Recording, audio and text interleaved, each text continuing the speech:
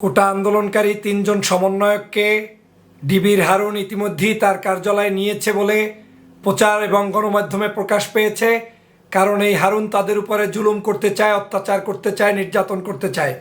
ভিডিওটি সবার আগে শেয়ার করবেন এবং জনগণকে জানিয়ে দিবেন কেন কোটা আন্দোলনের এই তিন সমন্বয়ককে তারা আজকের এই হারুনের কার্যালয়ে নিয়ে গিয়েছে। আপনারা জানেন যে কোটা আন্দোলনকারীদের তিনজন সমন্বয়কের মধ্যে অন্যতম একজন হলেন আপনার নাহিদ ইসলাম, আসিফ মাহমুদ, এরপরের জন হচ্ছেন আবু বাকের মজুমদার। এই তিনজনের ব্যাপারেই বাংলাদেশের ছাত্র জনতা ভালো করে জানেন, বিশেষ করে নাহিদ এবং আসিফ মাহমুদের ব্যাপারে, যে তাদেরকে কি পরিমাণ জুলুম করেছে এই ফেসিবাদ। তাদেরকে এর আগে আরেকবার গুম করেছিল এবং আপনারা দেখেছেন নাহিদের সমস্ত শরীরে কি পরিমাণ নির্যাতনের চিত্র, তাকে কি পরিমাণ গুম করে মেরে ফেলার নিয়তে তার শরীরে টর্চার করা হয়েছে।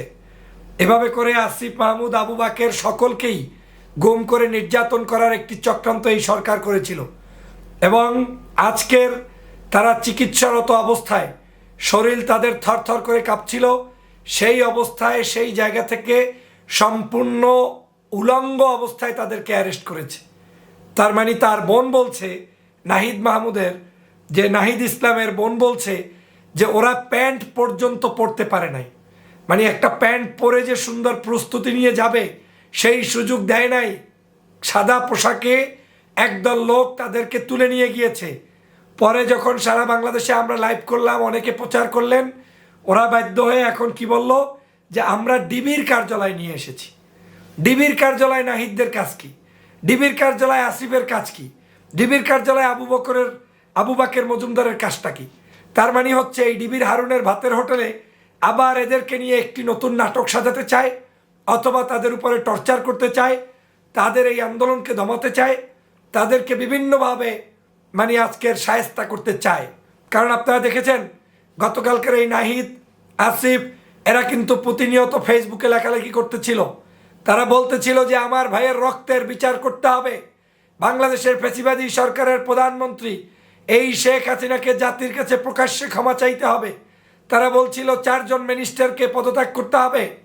শিক্ষামন্ত্রী, আইনমন্ত্রী, স্বরাষ্ট্রমন্ত্রী, এইরকম করে তারা পদত্যাগ দাবি করেছিল তাদের, যারা আজকের এই ছাত্র আন্দোলনকে দমন করতে বিভিন্ন ধরনের পৈশাচিকতা চালিয়েছে।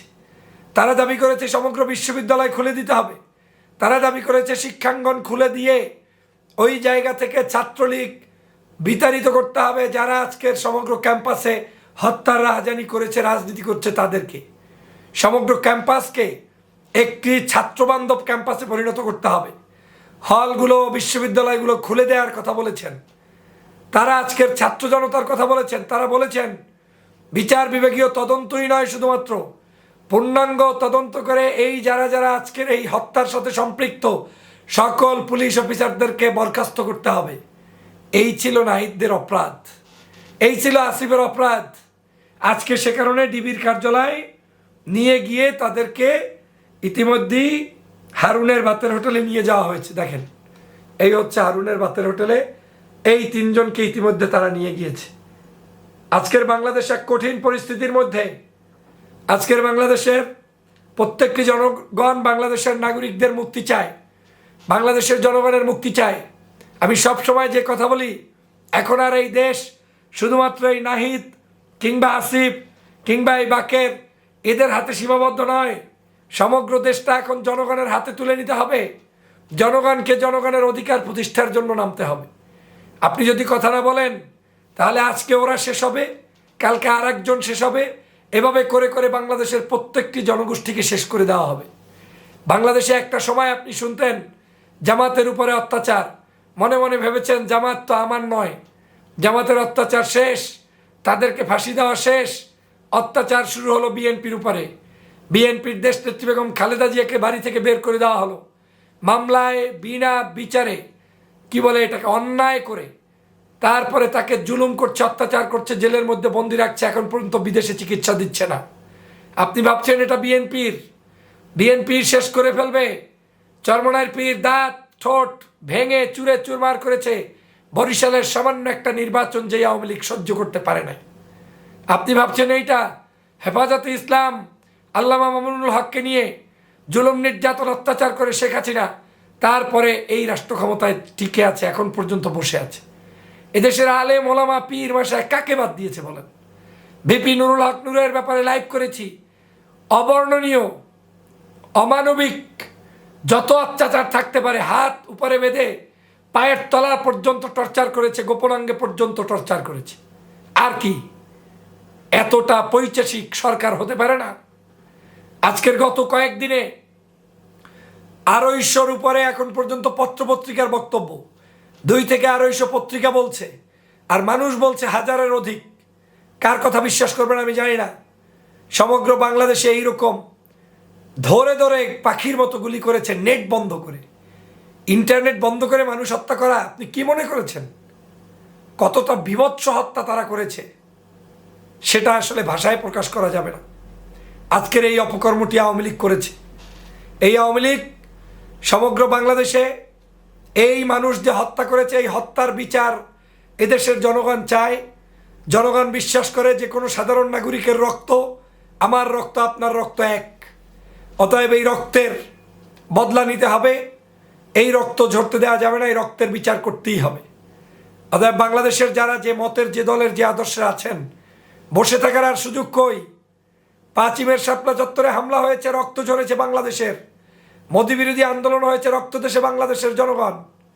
তাহলে আজকেও আপনাদের এই রক্ত ঝরিয়েছে, কিন্তু এই রক্ত বারবার বৃথা যেতে দেয়া যায় না। অতএব এই আসিফদের, এই নাহিদদের যারা গ্রেপ্তার করেছে, এটা একটি সুদূর প্রসারী পরিকল্পনা নিয়ে গ্রেপ্তার করেছে। স্বরাষ্ট্রমন্ত্রী আবার বলছে দাঁত খেলিয়ে খেলিয়ে যে তাদের স্বার্থেই তাদেরকে আনা হয়েছে।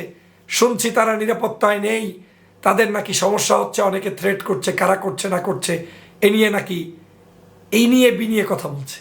ডিবির হারুনের কাছে মানুষ নিরাপদ নাকি বাংলার জনগণের কাছে তারা নিরাপদ, সেটা এদেশের জনগণ জানে।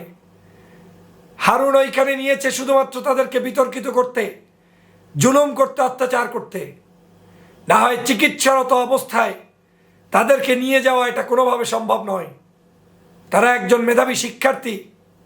আমি এই শিক্ষার্থীদের সাথে যে বৈষম্য করছে সরকারের, তার তীব্র নিন্দা জানাই। আমি শেখ হাসিনার পতন দাবি করি, পদত্যাগ দাবি করি, বাংলাদেশের সকল নির্যাতিত মানুষের বিজয় দাবি করি। প্রিয় ভাইয়েরা, অতএব আসুন, বাংলাদেশ জাতীয়তাবাদী দল যে ঐক্যের ডাক দিয়েছে, সার্বজনীন ঐক্য, যে ঐক্যটা হতে হবে সকল দল মত নির্বিশেষে, যেখানে জামাত, চরমনাই, হেফাজত, আলিয়া, কওমিয়া, পীর, মাশায়েখ, যারাই নির্যাতিত, নিপীড়িত, নায়ক, গায়ক, গায়িকা, কৃষক, শ্রমিক, জনতা, শিক্ষক, সুধী, ছাত্র, সবাই মিলে ঐক্যবদ্ধভাবে একটাই ইস্যুতে এক হতে হবে, সেটা হচ্ছে ফ্যাসিবাদের পতন চাই। অতএব যদি প্রতিদিন আপনার কোনো মানুষকে তার জীবন ঝরাতে না চান, হত্যার শিকার করতে না চান, তাহলে সবাইকে এখন ফ্যাসিবাদের বিরুদ্ধে কথা বলতে হবে। আমি নাহিদদের মুক্তি চাই, আসিফদের মুক্তি চাই। এই ছাত্র আন্দোলনের সাথে সম্পৃক্ত সকল শুভাকাঙ্ক্ষী বন্ধুদের উপরে যারা জুলুম করছে, তাদের হাত থেকে তাদের মুক্তি চাই এবং শহীদদের আত্মার মাগফিরাত কামনা করি।